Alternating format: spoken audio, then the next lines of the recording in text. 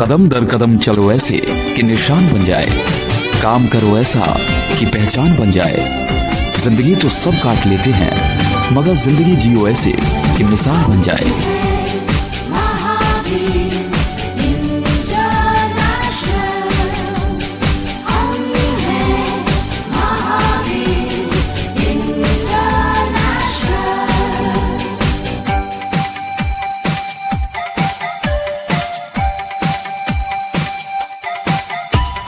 सबको प्यार सबकी सेवा, यही मंत्र है मुक्ति मेवा। सबको प्यार सबकी सेवा। पूरे भारतवर्ष में 350 से अधिक सक्रिय शाखाएं तथा 10,000 से ज्यादा सक्रिय समर्पित कार्यकर्ताओं की टीम द्वारा अविरत सेवा कार्यों में ये परचम लहराने दो, घर घर महावीर इंटरनेशनल।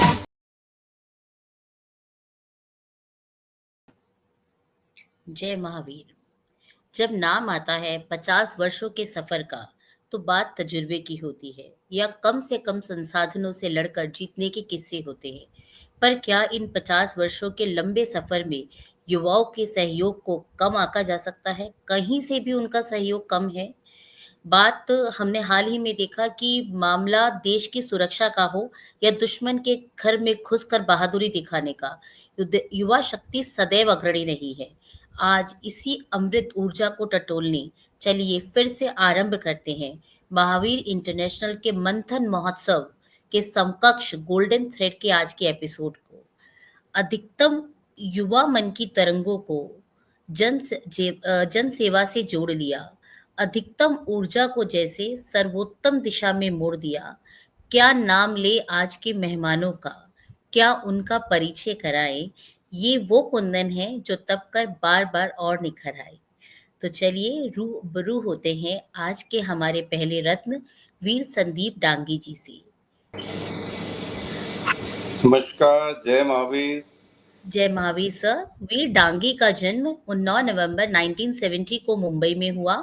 आपके पिताजी के भारतीय वायु सेना में कार्यरत होने की वजह से आपकी पाणिविक शिक्षा समूचे भारत में रही। फिर आपने भीलवाड़ा से टेक्सटाइल में इंजीनियरिंग और जयपुर से एमबीए किया। वर्तमान में आप एमआई एपेक्स इंटरनेशनल डायरेक्टर के रूप में अपनी सेवाएं दे रही हैं। साथ ही हमारी मासिक पत्रिका महावीर प्रवाह के संपादक भी हैं। इसके अलावा आपकी बहुत सी अन्य समाज सेवी संस्थाओं में भी आपकी सेवाएं चल रही हैं। आपकी शिक्षा और दूरदर्शिता से एमआई ने कई अप्रत्याशित सफलताएं अर्जित की हैं। तो चलिए आज कुछ प्रश्नों के माध्यम से इस कार्यक्रम को आगे बढ़ाते हैं। सर, हम कुछ प्रश्न पूछेंगे आपसे जिससे आपकी दूरदर्शिता से हमारे दर्शक भी रूबरू हो सके। तो सबसे पहले हम ये जानना चाहेंगे कि आपका बचपन कैसा रहा, और मतलब उस बचपन के साथ कहीं ना कहीं हमारी करियर बिल्डिंग वहीं से शुरू होती है, तो आपने उसमें अपने करियर का चयन कैसे किया सर? मेरा एक्चुअली सारिका जी, मेरे पिताजी जैसा आपने बताया कि एयरफोर्स में थे, लेकिन उन्होंने अर्ली रिटायरमेंट लेकर के और उसके बाद में वो बिजनेस में आ गए थे टेक्सटाइल के। तो एक्चुअली क्या हुआ कि जिस साल मैंने पीईटी उस समय पे एग्जाम होता था इंजीनियरिंग का, जिस साल मैंने वो एग्जाम दिया उसी साल ये नई ब्रांच इंट्रोड्यूस हुई थी राजस्थान में, और भीलवाड़ा का जो इंजीनियरिंग कॉलेज था, गवर्नमेंट का इंजीनियरिंग कॉलेज था, वहाँ पे ये पहली बार चालू हुई। तो एक चांस की बात है कि जब टेक्सटाइल फील्ड में थे ही ऑलरेडी फैमिली से, तो मुझे तो लगा कि जैसे कि कहते हैं ना कि मेड फॉर ईच अदर वाली एक अपॉर्चुनिटी क्रिएट हो गई। तो इमीडिएटली आई डिसाइडेड कि चलो let me join this branch. तो टेक्सटाइल इसीलिए मैंने इंजीनियरिंग ज्वाइन की। और सर, जो ये देश सेवा का, जन सेवा का जज्बा है, ये भी तो फैमिली में कहीं ना कहीं आप में आया है। तो सर उसके बारे में भी बताएं कि फैमिली में कहाँ, किससे आपको जन सेवा से जुड़ने के लिए प्रेरणा मिली सर? एक्चुअली मैं यूं कहूं तो Sarika ji, all began from my grandfather. मेरे जो दादाजी थे आदरणीय चुन्नीलाल जी डांगी साहब, जो कि आमेट में, हम उदयपुर के पास एक छोटा सा गांव है आमेट, अराउंड 100 किलोमीटर है उदयपुर से। राजसमंद के तो काफी पास हो जाता है। तो हमारा एक्चुअली परिवार वहाँ से है। तो दादाजी शुरू से ही काफ़ी पब्लिक लाइफ में थे, और उन्होंने काफ़ी अपने क्षेत्र के लिए, विकास के लिए काफ़ी वो जद्दोजहद करते थे। तो हम उनको बचपन से देखते आ रहे थे। फिर पिताजी एयरफोर्स में थे, तो वो भी एक था कि भाई देखिए समाज और देश की सेवा तो एक फौजी का देखिए होता ही है कार्य। और जब पिताजी रिटायर होकर के जब उदयपुर शिफ्ट हुए, तो सबसे पहले उन्होंने जो संस्था ज्वाइन की थी वो थी महावीर इंटरनेशनल।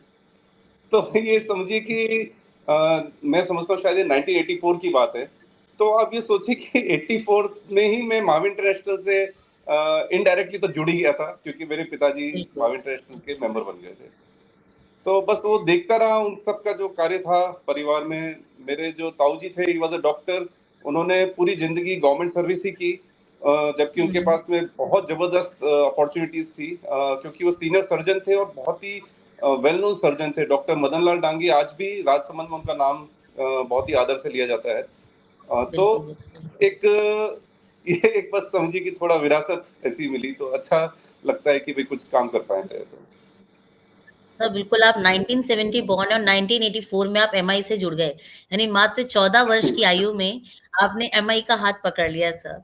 बट सर जैसे इस उम्र में आप इससे जुड़े तो उस समय आपके मन में मतलब एज़ अ आपने कोई डेज़िग्नेशन तो उस टाइम आपने लिया नहीं था सर।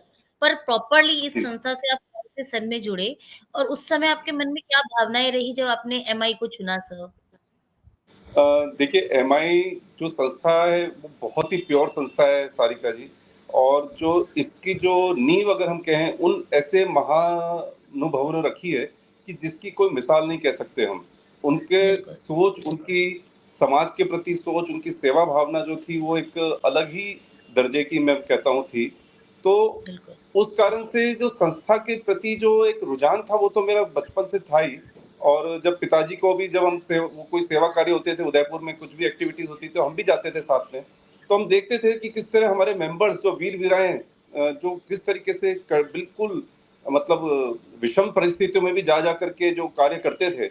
तो ये देख के एक समझ में तो आ गया था कि भाई ये संस्था एक ऐसी है संस्था है जिसमें कि रियल ग्रास रूट वर्क होता है, केवल बातें नहीं होती है या केवल मतलब कहते हैं ना हवाई बांध नहीं चलाए जाते, कुछ रियल में वर्क होता है। तो जब मुझे अपॉर्चुनिटी मिली, मैं जब आबू रोड में मेरे हमारे इंडस्ट्रियल प्लांट था, तो मैं वहाँ पे देख रहा था उसको। तो आबू रोड में जब मुझे अपॉर्चुनिटी मिली कि वहाँ पे माव इंटरनेशनल बंद पड़ी हुई थी, तो मेरे अंकल थे वहाँ पे सुरेश जी कोठारी साहब। उन्होंने मुझे बोला कि संदीप अपने को माव इंटरनेशनल वापस यहाँ पे एक्टिवेट करनी है। तो माव इंटरनेशनल नाम सुनते ही एक तो ये हो गया कि हाँ बिल्कुल हम बिल्कुल अंकल मैं रेडी हूँ जुड़ने के लिए, कैसे जुड़ना है बताइए। और फिर जब उन्होंने रिवाइव की उस समय पे हमारे साथ में एक पीसी बाफना जी उस समय पे चेयरमैन थे। उन्होंने इस तरीके की गतिविधियां चालू करी ना महावीर इंटरनेशनल की आबू रोड में। तो आप ये सोचिए कि 98 की बात है लगभग, ये जब मैं जुड़ा वापस से महावीर इंटरनेशनल से as a member full fledge. और आप सोचिए कि 2003 में तो हमने अंतरराष्ट्रीय अधिवेशन कर दिया था माउंट आबू के अंदर। वाओ तो सर, वाओ! आप सोचिए कि किस तरीके की मतलब एफर्ट्स लग रहे होंगे वहाँ पे, पर मुझे बहुत मजा बिल्कुल, आ रहा था और मैं बहुत और मुझे अपॉर्चुनेटली वो पता नहीं क्या उन्होंने मुझ में देखा, बापना जी बोले नहीं आपको मेरे साथ में सेक्रेटरी बनना पड़ेगा, और फर्स्ट मेंबर बनते ही मुझे सेक्रेटरी बना दिया गया। तो बहुत ही काम करने का अच्छा अनुभव मिला और अच्छा काफी मजा भी आया बहुत। उससे नेटवर्क भी बहुत अच्छा बना। देखिए एक मैं अक्सर हम लोग इस बात को बोलते नहीं है सारिका जी, लेकिन किसी संस्था में अगर जुड़ते हैं तो आपको एक नेटवर्क की एक जो अपॉर्चुनिटी मिलती है, वो भी अपने आप में एक बिल्कुल, इनडायरेक्ट बेनिफिट है उसका। आपको जो बिल्कुल, मानसिक संतोष डेफ़िनिटली। मिलता है, अच्छा कार्य करके वो एक अलग बात है, लेकिन नेटवर्किंग अपॉर्चुनिटी भी बहुत ज़बरदस्त होती है। बिल्कुल सही तो बात है ये सर, इस बिल्कुल। तरीके से चले। नहीं सर, वाक़ई वाक़ई में जब यूथ की एनर्जी और सीनियर्स का एक्सपीरियंस मिल जाता है सर, तो एक जो जी, जिस जिस तरह के फ्रूट्स निकल के आते हैं, वो बिल्कुल ही अलग होते हैं सर। हमने भी सर आपके प्रोजेक्ट्स के बारे में बहुत सुना है। आप प्लीज़ अपने परमानेंट प्रोजेक्ट्स के बारे में बताइए क्योंकि आपका अचीवमेंट लेवल बहुत अलग रहा है सर। उन्हीं तरह के प्रोजेक्ट्स में अन्य हमारे जो केंद्र काम कर रहे हैं, तो सर हम चाहते हैं आपके थ्रू उन केंद्रों को भी प्रोत्साहन मिले, उनको भी समझ आए कि कैसे कार्य करना है। तो सर आपके परमानेंट प्रोजेक्ट्स के बारे में हमें बताइए। देखिए सारिका जी, हम एक्चुअली देखूँ तो मैं अगर यूँ कहूँ कि परमानेंट प्रोजेक्ट तो देखिए अभी हमने रिसेंटली चालू किया है एज़ अ यूथ डायरेक्टरेट पे। अभी तक हमारा काम केवल जो ज़्यादा फ़ोकस जो अनिल सर के जो निर्देशों के अनुसार था, हमारा ज़्यादा फ़ोकस यूथ अवेयरनेस पे ज़्यादा था। हम चाहते थे कि बिल्कुल, संस्था में यूथ की एक पहचान बने, एक आइडेंटिटी क्रिएट हो कि भई यूथ भी जो है संस्था में वो कुछ अचीव कर सकते हैं और कुछ अच्छा करके दिखा सकते हैं। तो क्योंकि यूथ का देखिए क्या है कि हमारे सेंटर्स तो बहुत कम है यूथ के आज भी। आज भी हमारे पास केवल 22-23 सेंटर ही हैं यूथ के all hmm, across the country. लेकिन अगर हम यूं गिने तो हर सेंटर के अंदर कुछ ना कुछ यूथ तो हैं ही है मेंबर्स। तो हम चाहते थे कि उन्हें एक अपॉर्चुनिटी मिले आगे आने की। तो सबसे पहले जो अनिल सर के साथ जब चर्चा हुई तो सर ने कहा कि भाई कुछ आप ऐसा करो कि जो कि यूथ को, हम बाहर के यूथ को भी इन्वॉल्व कर सके। तो हमने सारिका जी उस समय पे जनवरी 2021 की बात है, जब कोविड का तब भी पूरा इम्पैक्ट था, तब हमने ज्ञानोदय करके हमने एक ऑनलाइन ऑनलाइन डिबेट कंपटीशन हमने ऑर्गेनाइज करवाया, जिसमें कि हमारे साथ में एक और दूसरी समाज सेवी संस्था भी जुड़ी हुई थी। और उसके अंदर जो है हमारे को काफी अच्छी एक एक्टिविटी करने का मौका मिला। हमने उसके अंदर क्या किया कि एक online continuously non stop exhibition, ये डिबेट कंपटीशन हुआ। और इसमें समझिए सारिका जी ऑलमोस्ट 600 बच्चे थे और ये कंटिन्यूअसली चल रहा था ऑनलाइन जूम के ऊपर। जूम का प्लेटफॉर्म अपन ने अपनी संस्था की तरफ से ही दिया हुआ था, माविन ट्रस्ट की तरफ से। और इसके अंदर इतने बच्चे जुड़े, इतना ज्यादा उसका इम्पैक्ट हुआ, उसका जो अल्टीमेटली हमें यहाँ तक कि इंडिया बुक ऑफ रिकॉर्ड्स में ये नाम दर्ज हुआ माविन इंटरनेशनल का कि ये इतनी बड़ी उन्होंने ऑनलाइन कंपटीशन करवाया। तो ये पहला था हमारा मौका जबकि हमें एक यूथ को हम जोड़ पाए, क्योंकि यंगस्टर्स ही थे सारे डिबेट कंपटीशन में। उनको पता चला माविन इंटरनेशनल के बारे में, हम उनको बता पाए, वो हमारे बारे में समझ पाए।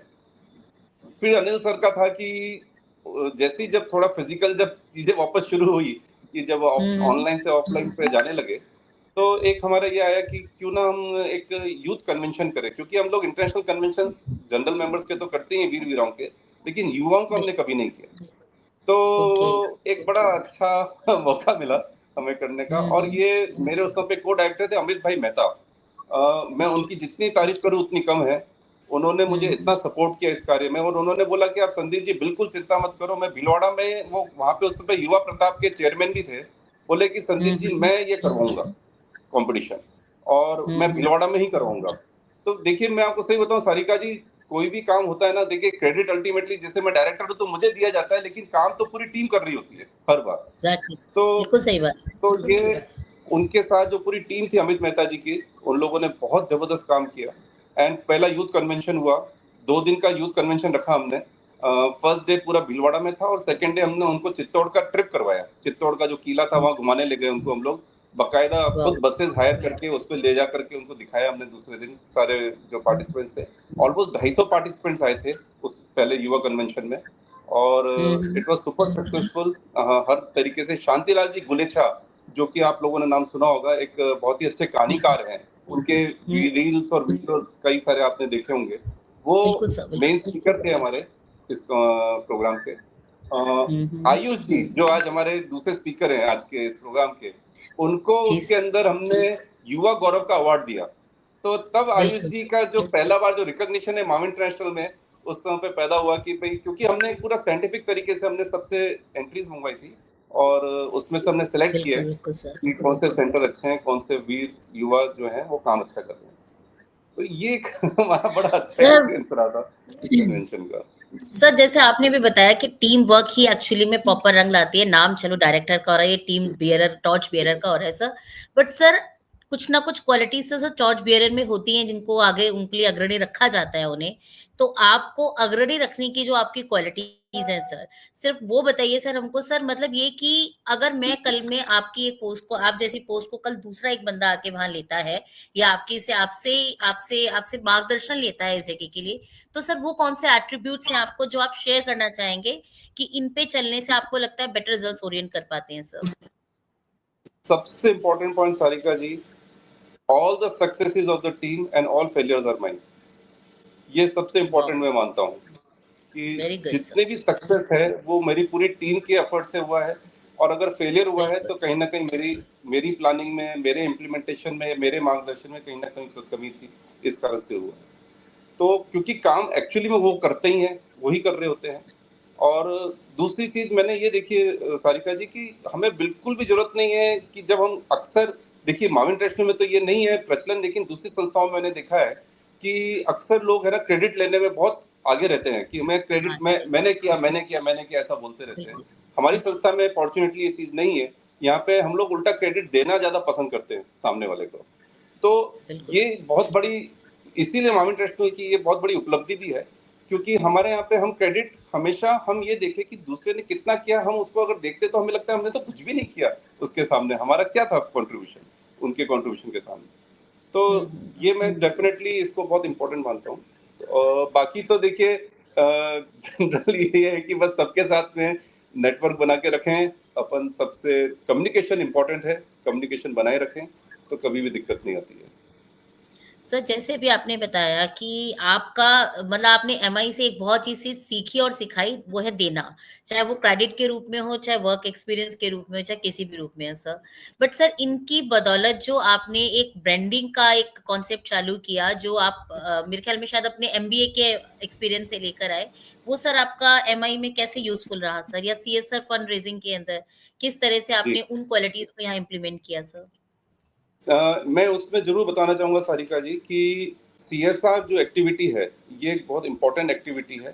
फंड कलेक्शन जिसको हम कह सकते हैं, और अभी हमारी जनरल काउंसिल मीटिंग में भी ये बात इम्पोर्टेंट बहुत डिस्कशन में आई थी कि सीएसआर फंडिंग के बिना कोई भी संस्था आगे ग्रो नहीं कर सकती। हमारे जो भी आदरणीय शांति कुमार जी जैन साहब, विजय बापना जी, काफ़ी लोगों ने इसके ऊपर जोर दिया था गवर्निंग काउंसिल मीटिंग में भी।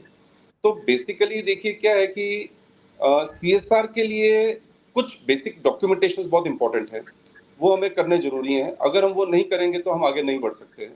तो इसका मुझे खुद पर्सनली ये अनुभव हुआ था जब मैं यहाँ का जब सूरत का जब चेयरमैन था, तो हमने उस समय पे ये देखा कि भाई हमारे पास में कुछ भी नहीं है ऐसा डॉक्यूमेंटेशन जिससे कि हम सीएसआर का पैसा मांग सके। तो हमने मालूम किया कि क्या-क्या चीज़ें करनी पड़ती है उसके लिए हमें एपेक्स के भी कुछ लोगों से सपोर्ट मिला, और प्लस हमारे लोकल में भी हमारे जैसे निर्मल जी कोठारी हमारे पास्ट ट्रेज़रर रह चुके हैं अपने माम इंटरनेशनल के एपेक्स के अंदर, वो हमारे मेंबर हैं, तो उनसे भी मैंने राय ली, काफ़ी लोगों से राय ली, और हमने पूरी उस चीज़ को इम्प्लीमेंट भी करवाया। देखिए राय लेना अपनी जगह है, लेकिन फिर उसके पीछे पढ़ना भी पड़ता है, उसको इम्प्लीमेंट भी करवाना पड़ता है। तो हमने सारिका जी ये समझिए कि एक नीति आयोग में दर्पण करके एक पोर्टल होता है, वहां पे रजिस्टर होना पड़ता है। फिर हमें को आरओसी के अंदर हमको अप्लाई करना पड़ता है।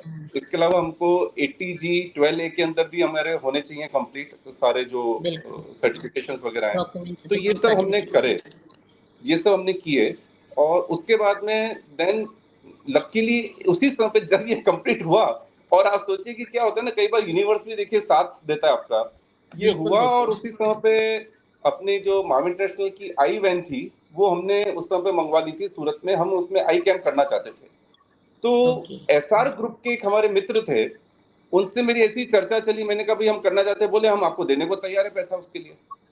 तो बोले आप क्या सर्टिफिकेशंस वगैरह है क्या सीएसआर? हमने कहा कि तो रेडी लेके बैठे हुए हम तो इतना इजीली वो काम हो गया, और हमने उनसे बहुत अच्छी फंडिंग ली। उस समय पे भी almost got 20 lakh rupees as funding for this project. और आगे भी मेरे मतलब मेरे टेन्योर के बाद में जो हमारे नेक्स्ट चेयरमैन थे, उनके टेन्योर में भी हमको कंटिन्यूअसली वो पैसा मिलता रहा उनसे अलग-अलग चीजों के लिए। तो ये मतलब कि सीएसआर के लिए जमीनी और कागजी दोनों कार्यवाही आप उस लेवल तक ले आए। आपकी जो सोच थी, जो आपके लेवल से उसके अंदर, कि आपने उसको बहुत आसान कर दिया। मतलब पहले उस चीज को समझा सर, डॉक्यूमेंटेशन की इंपॉर्टेंस क्या है, क्या अपने पास कमियां, उन कमियों का सर यही पावर है यूथ की, कि वो टेक्नो को। और अगेन छोटा सा इंटरप्ट करूंगा सारिका जी, मैंने समझा किया, लेकिन इम्प्लीमेंटेशन में पूरी टीम थी। हमारे जो ट्रेजरर थे यहाँ पे राजेश जी मालू वगैरह जो थे, उन लोगों ने, मेरे सेक्रेटरी थे उस समय पे अनिल बढ़िया जो अब चेयरमैन है, तो ये हमारी पूरी टीम मतलब भाग दौड़ भी उन्होंने भी पूरी करी है तभी हो पाता है, अकेले सर आपका मैं भी हम है, आपका मेरा भी हमारा है सर आपका मैं भी हम ही हैं, और आपका मेरा भी हमारा ही है सर। वो हम अलग उसको काउंट ही नहीं कर रहे हैं सर किसी भी तरह से ना। सर आप 1970 की पीढ़ी से हैं सर, तो इस पीढ़ी में ये वो पीढ़ी है जिसने समाज और परिवार ने सर्वाधिक अपेक्षाएं रखी हैं। तो आप खुद को इस पैमाने पर कितना सक्सेसफुल मानते हैं? मतलब एज अ फैमिली पर्सन और as a social person sir, खुद को कहाँ तक सक्सेसफुल मानते हैं सर वहाँ पे? ये बड़ा इंटरेस्टिंग क्वेश्चन है। सर ऐसा होता है कई बार, देखिए मुझे इससे याद आया कि अभी जैसे रिसेंटली हमने हमारी पूरी जो हमारे ऑफिस की जो टीम है, हम उनसे सेल्फ अप्रेजल भी करवाते हैं।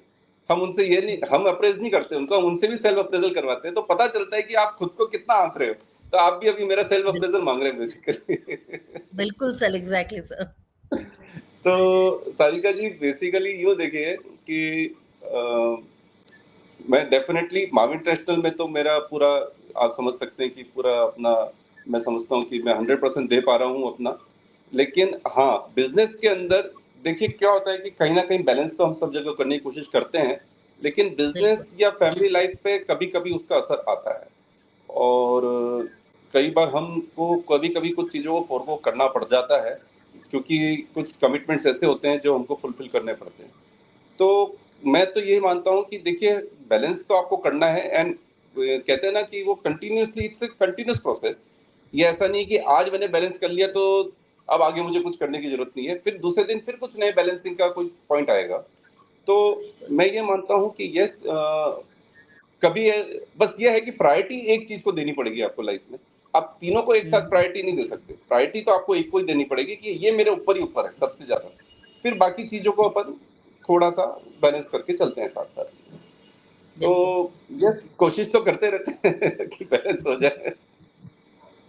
सर, आप बहुत और बड़े-बड़े इवेंट्स को ऑर्गेनाइज़ करते हैं, जिससे एमआई की ब्रांडिंग बहुत तगड़े लेवल पे हो पाती है। सर, तो जिनका मतलब वो बहुत व्यापक रूप पे होते हैं, ये आप कैसे ऑर्गेनाइज़ करते हैं और उनके पीछे आपकी क्या विचारधारा रहती है सर? देखिए, मैं सही बताऊं कि इवेंट्स करने में मुझे मजा आता है। सबसे बड़ी बात ये है क्योंकि इट इज एक प्रोजेक्ट वाइज कुछ काम होता है, तो मुझे थोड़ा ज्यादा इंटरेस्ट आता है उसमें करने में। मुझे थोड़ा चैलेंजिंग भी लगता है और उसमें मुझे इंटरेस्ट भी ज्यादा आता है। इंसिडेंटली आपके जो हस्तीमल जी बाठिया भी, जो आपके दूसरे भी जो हैं, आपकी टीम के अंदर टीम हैं, सर, हमारे वो टीम भी, कोऑर्डिनेटर्स हैं। हाँ जी, तो he is also of similar. हमारे कई बार हमारा आपस में इस बात पे डिस्कशन भी होता है कि यार हमको ऐसी चीजों में मजा आता है कि कुछ एक प्रोजेक्ट आया सामने, चैलेंज आया, तो हम उसको करने में मजा आ रहा है। तो सारिका जी बेसिकली, जैसे मैं 2-3 एग्जांपल देता हूँ। जैसे हमने एमआई प्रीमियर लीग करी थी, तो एमआई प्रीमियर लीग जो थी, एक बेसिकली फर्स्ट टाइम हमने क्रिकेट के ऊपर एक मैच ऑर्गेनाइज करा, टूर्नामेंट करवाया हमने माविन इंटरनेशनल में, यूथ का था सारा, और हमने ये उदयपुर में किया था। तो उदयपुर के अंदर जो रीजन 8 के जो वाइस प्रेसिडेंट उस समय पे थे, जो अभी भी हैं, गौतम जी राठौड़, उनका उनका एंथुजियाज्म था कि नहीं संदीप जी, अपने को, आप, हमको ये मिलके करना है।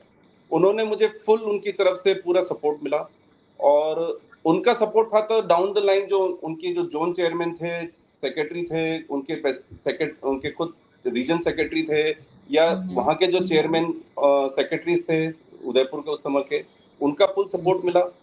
और नॉट ओनली दिस, मैंने ये देखा कि फिर जैसे इवन हमने जो इंदिरा आईवीएफ, जो अजय मूडिया जी, जो अभी तो मतलब इंटरनेशनल मतलब फेमस नेम हो चुके हैं, तो उनका हमको स्पॉन्सरशिप मिल गई इस प्रोजेक्ट के लिए। तो एक कहने का मतलब ये है कि एक आपको सही पर्सन अगर साथ मिल जाता है, जुड़ जाता है अगर आपके साथ में, तो काम बहुत आसान हो जाता है। जैसे मैंने भीलवाड़ा का एग्जांपल दिया कि अमित मेहता जी वहाँ थे, तो उनके होने से मेरे लिए क्या हो गया कि लोकल लेवल के मैनेजमेंट उनके पास में थे, हम दूसरी चीजों को मैनेज करने में हम अपना टाइम निकाल सकते हैं। जैसे मान लो जो मैगजीन छापनी थी, या और भी जो भी हमको चीजें करनी थी उस समय पे। सिमिलरली जब हमने सूरत में जब कन्वेंशन हुआ था, तो उस समय पे गणपत जी भंसाली हमारे उस समय पे रीजन 8 के वाइस प्रेसिडेंट थे, और मेरे साथ में इंटरनेशनल डायरेक्टर में सुरेंद्र जी मारुति सूरत से, प्लस अपने जो यहाँ का जो मॉडल टाउन था, मॉडल टाउन के अंदर एक हमारे रमेश जी बोरा है, गवर्निंग काउंसिल मेंबर। तो उन लोगों ने ये जिम्मेदारी ली, मॉडल टाउन की टीम ने ये जिम्मेदारी ली, पूरे यंगस्टर्स है उसमें सारिका जी, वो कहने को यूथ क्लब नहीं है लेकिन है पूरी यूथ वहाँ पे। तो उन लोगों ने बोल दिया कि नहीं संदीप जी, हमको कन्वेंशन में पार्टिसिपेट हम करेंगे और हम इसको सक्सेसफुल हम करेंगे ऑर्गेनाइजिंग में। तो एक कहने का मतलब है कि एक ना एक ऐसा एक एंकर पर्सन मिल जाता है कई बार अपने को, तो वो क्या होता है कि सब चीजें आसान करता चला जाता है।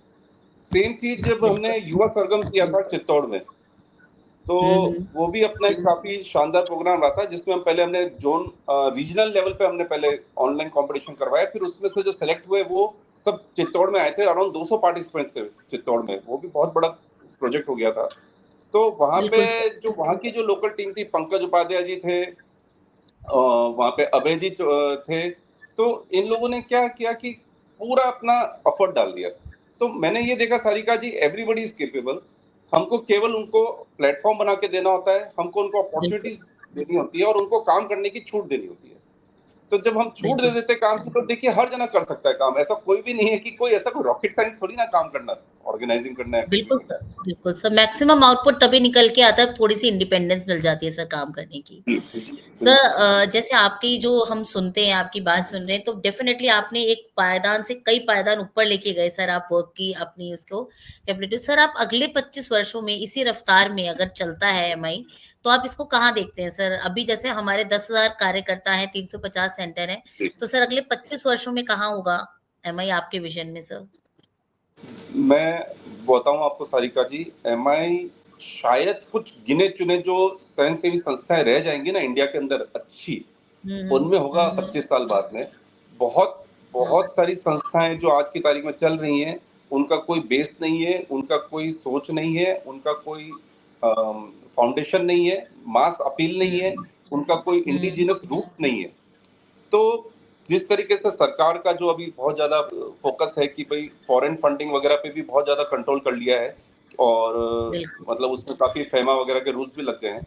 और दूसरा जो अनिल सर जो 1-2 बार पहले भी चर्चा कर चुके हैं कि जो कह रहे हैं कि सोशल स्टॉक एक्सचेंज, ये बहुत जल्दी हुँ, आने वाला है इंडिया के अंदर। अच्छा। तो क्या होगा कि सारिका जी, जो अच्छी संस्थाएँ होंगी, जो वास्तव हुँ, में काम कर रही होंगी, वो उस स्टॉक एक्सचेंज के ऊपर उनकी लिस्टिंग होगी और वो प्रॉपर्ली उनके एक जो कह सकते हैं ना कि उनका रिजल्ट मिलेगा उन लोगों का। जी। बाकी जो दूसरी हुँ, संस्थाएँ वो धीरे-धीरे साइड में होती चली जाएँगी, मुझे ऐसा दिखाई दे रहा है। और मुझे ऐसा लगता है कि बहुत ब्राइट फ्यूचर है भाव इंटरनेशनल का। हम जो देखिए मैं तो 98 से जब जुड़ा हूँ तब मेरे ख्याल से भाव इंटरनेशनल में मेरे ख्याल से 2000 मेंबर भी नहीं थे उस समय पे तो। और ओके। हुँ, आज 10,000 मेंबर हुए हैं। 10,000 भी बहुत ज़्यादा बड़ा नंबर तो नहीं मैं मानता हूँ, लेकिन हुँ, स्कोप बहुत है। कंसिडरिंग कि बिल्कुल, आगे आने वाला जो टाइम है, it's going to be a great time for Bhav international. I am very, very confident and very, very sure of this. कई सारी जो प्रोजेक्ट्स जो अभी चल रहे हैं, मिस्री के जैसे मैं बताता हूँ एग्जांपल। मिस्री के अंदर जो जिस तरीके से फास्ट एकदम ग्रोथ आ रही है उसके अंदर, तो बिल्कुल, ऐसी चीजें बिल्कुल। आने वाली हैं तो ऑटोमेटिकली जो हमारी देखिए इनोवेशन डालना पड़ेगा संस्था में, वो डाल पा रहे हैं हम लोग यहाँ पे। दैट इज द बिल्कुल, बेस्ट बिल्कुल। सर वही आपका जो यूथ डेवलपमेंट आपका जो सब्जेक्ट है, सर इसमें तो डेफ़िनेटली आपकी ये स्पार्क इसमें 100% दिखती है सर। सर ये जो आप में स्पार्क है सर, तो इसके साथ जब आप चले हैं और 1998 से आज तक के सफ़र में सर कोई ना कोई शख्स तो ऐसा जीवन में होता है, या तो पीछे छूट जाते हैं या किससे जुड़ जाते हैं सर। तो ऐसा कोई शख्स जिसके बारे में आप इस मंच के थ्रू या तो सैल्यूट देना चाहें, ट्रिब्यूट देना चाहें सर? मैं अपने महाविन इंटरनेशनल के ही एक बहुत इम्पोर्टेंट शख्स जो थे हमारे, अब बीच में नहीं रहे वो, राजेंद्र जी बापना साहब, हुँ, उनको मैं हुँ। सैल्यूट देना चाहूँगा। राजेंद्र जी बापना साहब बेसिकली उदयपुर से ही थे, जो कि मेरा भी होम टाउन होता है एक तरीके से। और हुँ, हुँ। उन्होंने हमें बहुत मोटिवेट किया। मतलब मैं सारिका जी, मेरा तो जो मतलब जो जुड़ने वाला टाइम था, जिस समय पे मैं जुड़ा हूँ माविन इंटरनेशनल में, 98 में जब वापस से जब मैं मेंबर बना और आबू रोड में, तो बापना जी ने उस समय पे जो हमें मोटिवेट करते थे और उनकी जो डेडिकेशन थी, देखिए माविन इंटरनेशनल की जो ग्रोथ हुई है, वो कंटिन्यूअस मतलब ऑर्गेनिक ग्रोथ तो कंटिन्यूअसली हो ही रही थी पहले भी और उसके बाद भी होती रही। लेकिन जो फास्ट ग्रोथ का जो पीरियड था, वो बापना जी ने इम्प्लीमेंट किया था। वो गाँव-गाँव जाकर के उन्होंने उस समय पे सेंटर्स खोले थे। तो मैं बिल्कुल। उनको डेफ़िनेटली अपना एक आदर्श मानता हूँ समाज सेवा के कार्य के अंदर। ये सर इन आपके एक्सपीरियंस को सुनते आपसे इतना सीखा कि पता ही नहीं चल रहा कि समय मतलब हमारी घड़ी बता रही है कि now it's time to invite our second guest sir, but हम चाहेंगे कि आप किसी गाने या कुछ पंक्तियों के माध्यम से इस कार्यक्रम को एक सुंदर कवर, हमने कॉपी तो बना दी, किताब तो बना दी, इसको सुंदर सा कवर सर आप पहना दीजिए प्लीज सर। कवर तो देखिए सारिका जी, आप जैसे लोग ऑलरेडी दे ही चुके हैं इसको, इस ब्यूटीफुल जो गोल्डन थ्रेड्स है, आपने गोल्डन कवर दे रखा है एक्चुअली इस पूरी सीरीज को। सर हम तो गोल्डन आप कवर लोग चढ़ा के तो बैठे इसके हैं लिए उसको। पूरा, बिल्कुल मैं बिल्कुल। बहुत-बहुत आप लोगों को मैं इसका आभार है, आपकी पूरी टीम को, आपको, अलका जी को, हस्तीमल जी को और भी जिनको मैं नहीं, मुझे नहीं पता है जो भी और कंट्रीब्यूटर्स हैं इस पूरी सीरीज़ में। बिल्कुल तो आप सभी को सलाम है। बहुत-बहुत आप लोगों ने बहुत अच्छे से इसको कंडक्ट कर रहे हैं। व्यवस्थित कर रहे हैं एंड कंसिस्टेंटली कर रहे हैं, that is the best part. तो कंसिस्टेंसी से बड़ी कोई चीज होती नहीं है दुनिया में। आप कंसिस्टेंटली हम कुछ भी करें तो वो सक्सेसफुल होता ही होता है अल्टीमेटली। तो एक छोटा सा बस मैं 2 लाइनें गाऊंगा, जो है बहुत कॉमन गाना है और बहुत समाज सेवा से रिलेटेड, ये बहुत कॉमन है, फिर भी मुझे पसंद है तो इसलिए गा देता हूँ। Please sir please. किसी की मुस्कुराहटों पे हो निसार, किसी का दर्द मिल सके तो ले उधार, किसी के वास्ते हो तेरे दिल में प्यार, जीना इसी का नाम है। Thank you. Very good sir, too good, बहुत ही अच्छा लगा सर, और आप गुनगुनाते सच में बहुत अच्छा है sir. Thank you so much. चलिए सर, अब इसके साथ ही वक्त है हमारे दूसरे रत्न को मंच पे आमंत्रित करने का। आयुष सर, ज़ैना। जय महावीर सारिका जी। जय महावीर आयुष सर। अब वक्त है हमारे दूसरे रत्न की आभा को मंच पर फैलाने का। ये देखिए, एमआई के मंच की एक स्पेशलिटी है कि हम वक्त के साथ और ज्यादा युवा होते जा रहे हैं। थोड़ी देर पहले हम 1970s में थे, हम 90s में आते जा रहे हैं, क्योंकि हमारे दूसरे जो आज के गेस्ट हमसे जुड़े हैं वो और भी अधिक ऊर्जा के धनी हैं। यहाँ बात हो रही है हमारे गेस्ट वीर आयुष जी जैन की। आप पेशे से चार्टर्ड अकाउंटेंट हैं और साथ ही आप सीए और सीएस और सीएमए भी हैं, और आपकी प्रारंभिक शिक्षा और लालन पालन आपका वहाँ हुआ, मंदसौर में हुआ। एक सेकेंड सर।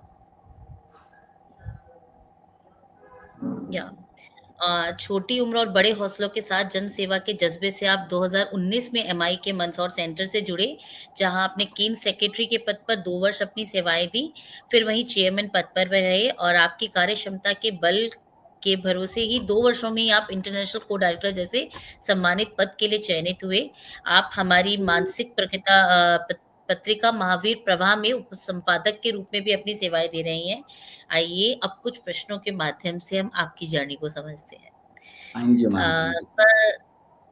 सर सबसे पहले तो ये बताइए कि देखिए, टैलेंट तो आप में डेफिनेटली कूट के भरा है sir. CA, CMA, CS, all together with मुंबईयन ग्रेजुएट। तो सर ये बताइए कि अब ये जीन्स कहाँ से म्यूटेंट हुए आपके अंदर? मतलब फैमिली में सारे इंटेलिजेंट है या ये डिफरेंट हुआ सर कुछ? मैम डेफिनेटली फैमिली में आप अगर सोशल जीन्स की बात करेंगे तो है, फादर ऑलरेडी सोशली काफ़ी एक्टिव रहते हैं। एजुकेशन लाइन में भी डेफिनेटली उन्होंने भी एलएलबी एलएलएम किया हुआ है, तो उसी के अकॉर्डिंग था और इंटरेस्ट है। मैम मंदसौर एक टायर 3 सिटी है, और यहाँ पे जब हम लोग कोई प्रोफेशनल कोर्स करते हैं तो आप समझ सकते हैं कि एक टायर 3 सिटी में एक प्रोफेशनल का वैल्यू रिस्पेक्ट सोसाइटी में कंपैरेटिवली डिफरेंट रहता है। तो वो चीज़ें हैं और उसी के अनुसार वो चीज़ें करी हुई हैं। बिल्कुल सर। सर जैसे हम जानते हैं कि आप बहुत छोटी उम्र में ही जनसेवा से जुड़ गए, तो एक्चुअली आपको लगता है कि एक छोटी उम्र में अगर कोई कार्यकर्ता के रूप में किसी संस्था से जुड़ता है तो डेडिकेशन का लेवल फुल होता है या लो रहता है सर? क्या रहता है sir? It is all about your experience sir. Ma'am definitely अगर आप देखोगे तो बायोलॉजिकल भी अगर अपन बात करें तो कंपैरेटिवली बच्चे में बहुत एनर्जी रहती है, यूथ में उससे कंपैरेटिवली कम रहती है, एडल्ट में यूथ से कम हो जाती है और सीनियर सिटीजन में और कम हो जाती है। तो वो बायोलॉजिकली एक जो एनर्जी रहती है उसका इम्पैक्ट तो रहता ही रहता है। और नो डाउट यूथ एज में, इस एज में अगर हम सोशल सर्विस से जुड़ते हैं तो मैम जो सोसाइटी की नीड्स हैं, जो रिक्वायरमेंट्स है, बिकॉज अभी हर चीज़ की क्यूरियोसिटी रहती है करने की, और इस एज में सोशल चीज़ों से जुड़ना ये डेफिनेटली आगे लाइफ लॉन्ग के लिए इनबिल्ट होता है। जैसे अपन कहते हैं ना, कोई मैनर अगर अपन बच्चे को बचपन में दे देते हैं तो उसके साथ वो लाइफ लॉन्ग रहता है। और वही चीज़ अगर आपकी सोशल वेलफेयरनेस अगर आपको टाइम पे आपके अंदर आ जाती है तो वो हमेशा लाइफ लॉन्ग कैरी ऑन करती है। तो डेफिनेटली उसका एक एडवांटेज है, आप जितनी जल्दी जिस चीज़ से जुड़ते हैं उसका एडवांटेज आपको लाइफ लॉन्ग उतना बेनिफिट मिलता है। बिल्कुल सर। जैसे आपने बताया कि आपके फादर भी समाज सेवा से जुड़े रहे, तो परिवार में क्या आपके दादाजी, आपकी माताजी और भी किसी से आपको ये संस्कार मिले कि जन सेवा किसी भी रूप में की जाए, आपको जुड़ना ही है? बिल्कुल मैम, पापा का डेफिनेटली समाज के प्रति, समाज सेवा के प्रति शुरू से ही, वो भी जब युवा अवस्था में थे तब से उनका इन चीज़ों में लगाव रहा है, और आज भी वो इस समाज सेवा वाले कार्य में हमेशा तत्पर रहते हैं। बिकॉज मेरा ma'am as an official member जब अपन रहते हैं आफ्टर सर्टेन एज, जो अपना MI रेगुलेशन अलाउ करता है, बट वैसे तो मैं बचपन से ही महावर इंटरनेशनल से जुड़ा हुआ हूँ, बिकॉज पापा महावर इंटरनेशनल मंदसौर केंद्र के फाउंडर मेंबर रहे हैं, तो तब से बचपन से महावर इंटरनेशनल देखते हुए आ रहा हूँ। और जब मैं एज एन इंडिविजुअल एक एग्जिस्टिंग मेंबर इसमें इनकॉर्पोरेट हुआ, तो वो चीज़ें अपने आप मन में आती गई। बिकॉज आप देखते हैं ना, जैसे आप परिवार में, घर में, आसपास जो चीज़ें देखते हैं, तो उन चीज़ों से लगाव और वो चीज़ें करने का प्रेरणा अपने आप मिलती रहती है। और बिल्कुल, परिवार में, बिल्कुल। सोसाइटी में, आसपास सब जगह आप वो चीज़ देखते हैं, तो उससे जुड़ाव अपने आप हो जाता है। बिल्कुल सर। सर, जैसे हम जानते हैं, अभी डांगी सर ने भी इस बात का ज़िक्र किया कि आपको युवा गौरव पुरस्कार से सम्मानित किया गया, यानी you were one of among the best of that people जो वहाँ पे उस टाइम पार्टिसिपेट कर रहे थे।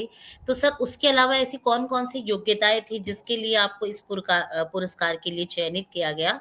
और अभी हमको पता है कि आप जिस केंद्र के लिए कार्य कर रहे हैं मंदसौर के, वो भी अपने सिल्वर जुबली वर्ष में है सर।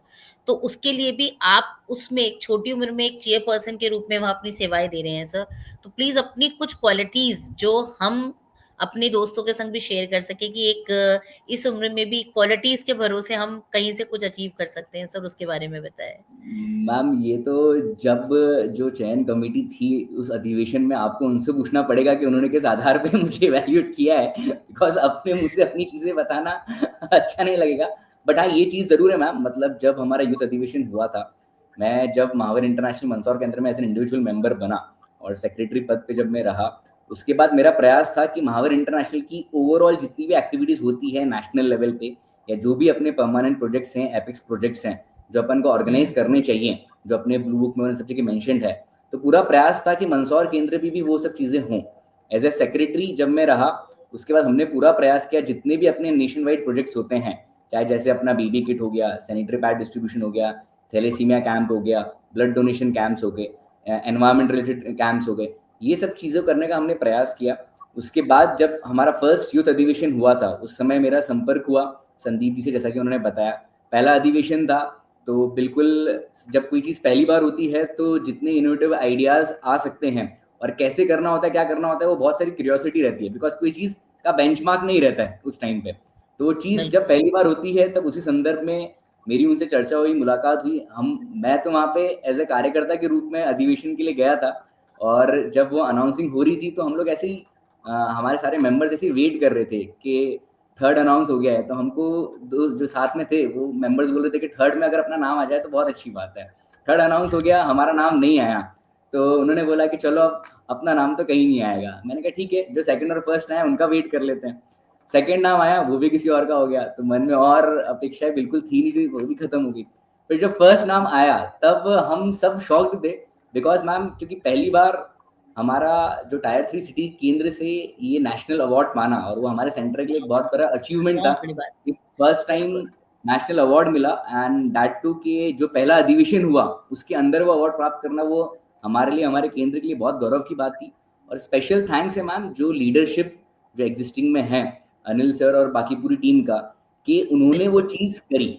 मैम, चीज़ें तो हर कोई करता है, बट पॉइंट इज दैट कि उसका आकलन करके उसको देखना भी इंपॉर्टेंट होता है, और वो नजर रख के वो चीज़ें आइडेंटिफाई करके अप्रिशिएट करना, वो एक बहुत बड़ा मोटिवेशन होता है।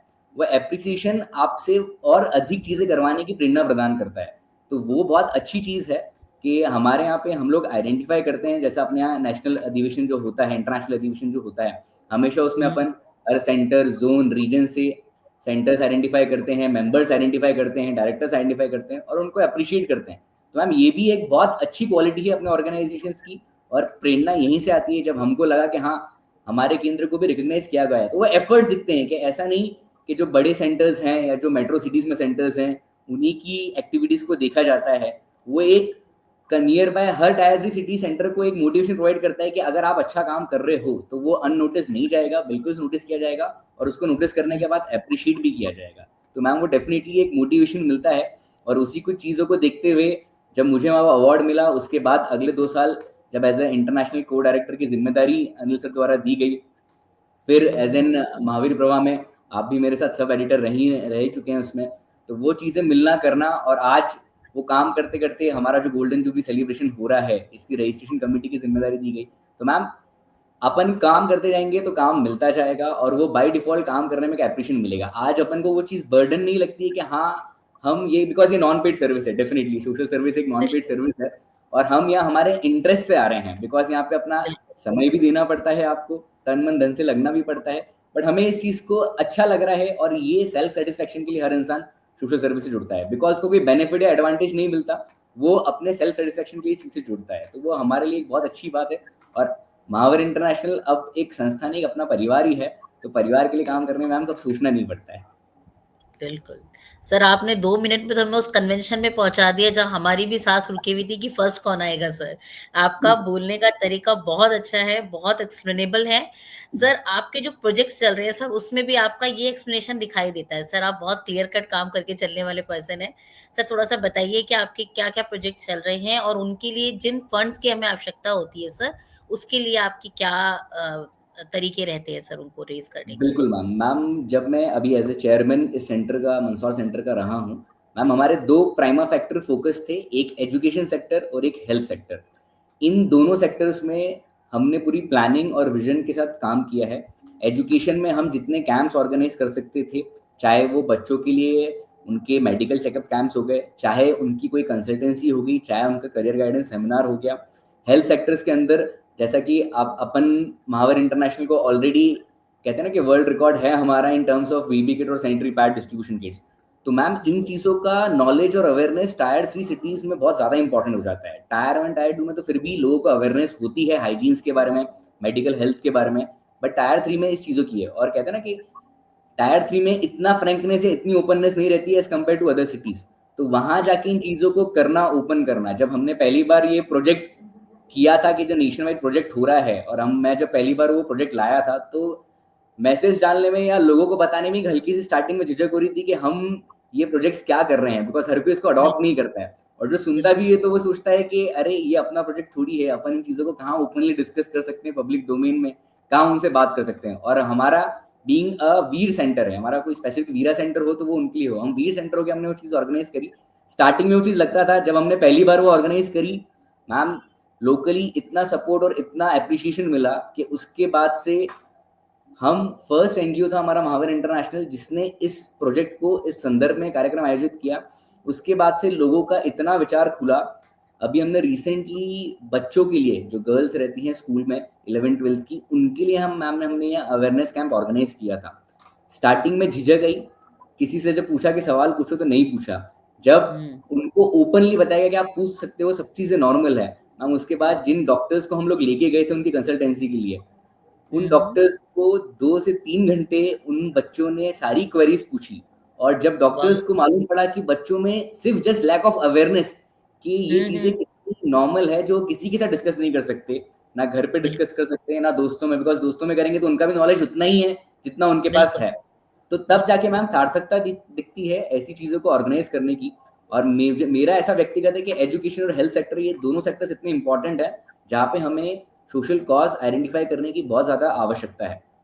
साथ ही मैम हम सिर्फ प्रोजेक्ट्स ही नहीं, हम बिकॉज क्योंकि टाइम डिवोट होता है, हर मेंबर का टाइम डिवोट होता है, हम एज अ फैमिली मेंबर्स उनकी काफी एंटरटेनमेंट चीजें भी ऑर्गेनाइज करते हैं। जैसे हमारे यहाँ पे महावर इंटरनेशनल प्रीमियर लीग उदयपुर में आयोजित हुआ था, उसी चीज को हमने ट्राई किया और हमने मंदसौर सेंटर पे भी यहाँ पर वो चीज ऑर्गेनाइज करी।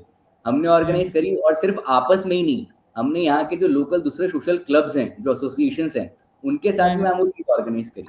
तो डेफिनेटली जब फैमिली मेंबर्स ही इसमें जुड़ते हैं और उनको भी इंटरेस्ट आता है, तो फिर वो चीज की सार्थकता दिखती है कि हम समाज सेवा के साथ साथ दोनों चीज इन्वॉल्व कर रहे हैं, तो हर इंसान उसमें अपना समय भी देता है और वो चीज को एंजॉय करता है कि हाँ, ये करने से आत्म सुकून वाली चीजें मिलती है।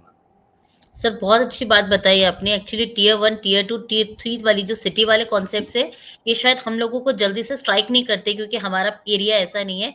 और आपने सर जो टैगलाइन हमारे प्रोजेक्ट को दी गई है कि झिझक छोड़ो, चुप्पी तोड़ो, खुलकर जियो, आपने एक्चुअली उसको रूट लेवल पे करके दिखाया है सर। बहुत बहुत बढ़िया। जब वो पहली बार टैगलाइन यूज हुई थी ना, तो कहते हैं ना, वो कहने में ही शर्म आ रही थी, तो फिर मुझे कहना पड़ा कि टैगलाइन ही है, झिझक छोड़ो चुप्पी तोड़ो, तो वो बोलना पड़ेगा और आपको बात करनी पड़ेगी उस चीज की। तो वो आज ऐसा है कि आज सारे मेंबर्स पूछते हैं कि अब अगला वो वाला प्रोजेक्ट कब होने वाला है, और एरियाज आइडेंटिफाई करके आगे रह के आते हैं कि इस जगह इन चीजों को नॉलेज नहीं है, तो अपन वहाँ पे कैंप ऑर्गेनाइज करें, उन चीजों की बात करें। पता है आयुष सर, आपसे बात करके हमें हमारे जो टीम हेड्स हैं, चाहे वो डॉक्टर सारस्वत हो चाहे अनिल सर हो, उनका विजन भी समझ में आता है। ये टैगलाइंस किस हिसाब से क्रिएट की जाती है, आज मुझे भी ये बात समझ में आई सर आपसे बात करके। सर सर बिल्कुल। आप एक यूथ हैं, अगर आपके पीछे एक कतार की जाए खड़ी पूरे यूथ समाज की हमारे, तो सर आप उनको क्या मार्गदर्शन देंगे? मतलब आप उनको कैसे एक टैगलाइन वो पकड़ाएंगे रास्ता कि ऐसे ऐसे चलो तो आप सही रास्ते पे चल पाओगे? मैं मार्गदर्शन इस उम्र में बहुत बड़ा शब्द हो जाएगा मेरे लिए, बट हाँ, उनके साथ अपना एक्सपीरियंस ज़रूर शेयर करूँगा और उनको ये ज़रूर करूँगा मैम, बिकॉज़ क्या होता है, इस एज में कंपैरेटिवली करियर का, एंटरटेनमेंट का, लाइफ़स्टाइल का, इन चीज़ों में ज़्यादा इंटरेस्ट रहता है। सोशल कॉज़ के लिए कंपैरेटिवली इंटरेस्ट निकालना इस एज में नॉर्मली इतना आसान आता नहीं है। अभी लगता है कि अभी ये एज नहीं, कहते हैं ना कि वो परसेप्शन बना हुआ है कि अभी अपनी ये सब बिल्कुल, चीज़ें करने बिल्कुल। की उम्र नहीं हुई है। अभी इन चीज़ों में टाइम है, अभी तो अपन एन्जॉय करें, करियर सेट करें, लाइफ़स्टाइल को एन्जॉय करें, वो सही परसेप्शन बात चलता है। है। बिल्कुल। बट मैम अभी से इन चीज़ों में लगता है तो वो डेफ़िनिटली आपको कहीं न कहीं इनर सेल्फ के लिए बहुत अच्छा सैटिस्फैक्टरी रहता है, और प्लस आप अभी जुड़ते हो, तो सीधी-सी बात है, आपके साथ-साथ आपके फैमिली मेंबर्स और आपकी जो अपकमिंग जनरेशन है, वो भी इस चीज़ को समझती है। वो इस चीज़ को समझेगी तो वो लीगेसी कैरी ऑन होगी। अगर वो नहीं समझेंगे तो फिर आने वाले हम जो अपकमिंग जनरेशंस हैं, वो सोशल वेलफेयर क्या होता है, सोसाइटी के लिए क्या होता है, ह्यूमैनिटी के लिए काम क्या करना होता है, शायद उन्हें फिर किताबों के माध्यम से या एक सिलेबस के माध्यम से उन्हें समझाना पड़े और उन्हें क्रिएट करवाना पड़े। बिकॉज़ ये फीलिंग मैम इनर फीलिंग है। ये करने से ही आती है और दूसरों को देखने से ही आती है। हम किसी को कितना भी पढ़ा दें, कर दें, जब तक मन में नहीं आएगा तो वो कभी नहीं हो पाएगी। तो मैम बस वही है कि हम आने वाली जनरेशंस को भी ये चीज़ें बताएँ। हम अगर इन्वॉल्व होंगे, यूथ इन्वॉल्व होगा तो मैम डेफिनिटली, बिकॉज़ अभी इंडिया मैम सबसे ज़्यादा वर्ल्ड पॉपुलेटेड कंट्री तो है ही, बट एडवांटेज क्या है कि हमारे पास यूथ पॉपुलेशन सबसे ज़्यादा है। वो हमारे सर लिए बिल्कुल, सबसे बड़ा बिल्कुल, एडवांटेज है। और ये यूथ बिल्कुल, पॉपुलेशन के बेसिस पे अगर यूथ यहाँ भी इन्वॉल्व होता है, बिकॉज़ बाकी सब जगह तो यूथ कंट्री के लिए काम कर रहा है, इकोनॉमी के लिए काम कर रहा है, सोसाइटी के लिए भी काम करने लग जाए, तो डेफिनिटली मैम जो हमारे अनटच्ड एस्पेक्ट्स हैं, जिन्हें गवर्नमेंट भी कोशिश करने पर नहीं टच कर पाती है, वो हम उस माध्यम से उनको कवर कर सकते हैं और उन्हें डेफिनिटली एक नए स्केल और हाइट्स पे पहुंचा सकते हैं। सर वही मैं इस संदर्भ में यही कहना चाहूँगी कि आज के बच्चों में लगाव की वो वाली लेवल हमको समझ नहीं आ रहा कि कैसे करा जाए। मतलब बच्चे जुड़ते हैं, एनजीओज़ में आते हैं और वो एज़ अ इंटर्नशिप वहाँ पे 2 महीने देते भी हैं, वो कार्य को समझते भी हैं, पर सर उससे जुड़े नहीं रह पाते। तो ये जुड़े रहने के लिए आप उनको क्या संदेश देंगे कि जिससे शायद वो एक यूथ को यूथ बेटर पकड़ पाता है, तो शायद वो आपकी उस बात से खुद को कनेक्ट कर पाएँ और इसी ऐसी हमारी जैसी और संस्थाओं में किसी भी रूप में खुद को समाज के लिए एक बेटर एसेट साबित कर सके सर। मैम इसमें सिर्फ मेथोडोलॉजी वर्कआउट करती है। अगर हम सिर्फ बोरिंग वे में सिर्फ सोशल चीज़ें करते रहेंगे और उसको थ्योरेटिकली अगर अपन बताते रहेंगे तो इससे यूथ अट्रैक्ट नहीं होगा। जब वो बिल्कुल, ऑन फील्ड जाता है, जब वो प्रैक्टिकली खुद करता है, तो अपने आप एक फ़ील है, 1 बार, 2 बार, तीसरी बार अपने आप वो फ़ील आ जाता है यूथ के अंदर। उसको हम प्रैक्टिकली जितना कनेक्ट करेंगे उतनी जल्दी वो कनेक्ट होगा, और हम सिर्फ किसी चीज़ को बताने से या करने से वो इतना ईज़िली कनेक्ट नहीं होगा जितना वो करके होगा।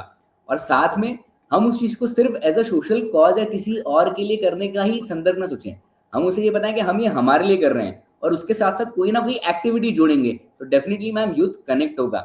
उसके साथ उसका एक पर्सपेक्टिव हम उसे बताएँ, उस चीज़ का नॉलेज बताएँ, हम क्या उसको एज़ अ प्रोफ़ेशनल वे में उसको अडॉप्ट कर सकते हैं, वो बताएँ। तो मैम कहीं न कहीं वो जाके लिंक होगा। जब यूथ को लगेगा कि हाँ, मेरे पर्सपेक्ट से ये चीज़ कनेक्ट हो रही है और इस चीज़ में मुझे इंटरेस्ट आ रहा है, तो वो अपने आप कनेक्ट होगा। हम उसे ट्रेडिशनल वे में, बोरिंग वे में हम उसको लेके जाएँगे तो मैम किसी को भी, बिकॉज़ आज सबके पास टाइम की कमी है मैम। अगर आपको बिल्कुल, किसी का भी आधा घंटा, 1 घंटा चाहिए तो उसके लिए उसका पूरा शेड्यूल सब चीज़ें निकालना मुश्किल है। बिल्कुल, वो इकोनॉमिक फ्रंट पे तो निकाल लेगा, जहाँ उसको उसका व्यापार है, बिज़नेस है, करियर है, पैसा मिल रहा है तो पक्का बिल्कुल। समय निकालेगा। बट इन हुँ, चीज़ों के लिए पैसे से ज़्यादा उसका समय इम्पोर्टेंट हो जाता है, तो वो निकालना एक बहुत बड़ा चैलेंजिंग टास्क है। बट एक बार हम बिल्कुल। उस चीज़ को इन्वॉल्व कर लेंगे, यूज़ कर लेंगे, तो आगे रह के इंसान अपने आप उस चीज़ों में समय देगा और डेफ़िनिटली ये चीज़ कनेक्ट करेगी। बहुत सही कहा आपने सर कि युवा को जोड़ने के लिए युवा जैसी चीज़ें भी इसमें होनी चाहिए, इसको मोनोटोनस पने से हटाना होगा और कुछ चीज़ें इनोवेशंस के रूप में इसमें ऐड करनी होगी सर। सर हम लोग बिल्कुल। आशा यही करते हैं कि आप जैसा यूथ ही ढूँढ के लाएगा सर। वो कहते हैं ना यहाँ कुछ खुजाओ और कुछ बिल्कुल निकाल मैम। के ले आओ सर। ये चीज़ें सर आप मैम भी नो कुछ डाउट। करके लाए।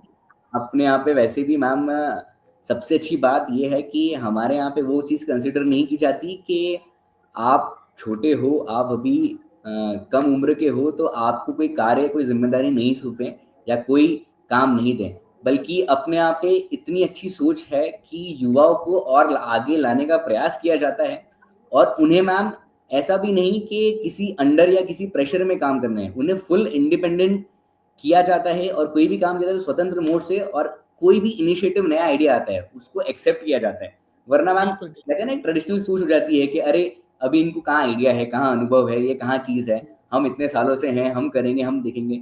बट वो चीज़ हमारे यहाँ नहीं है।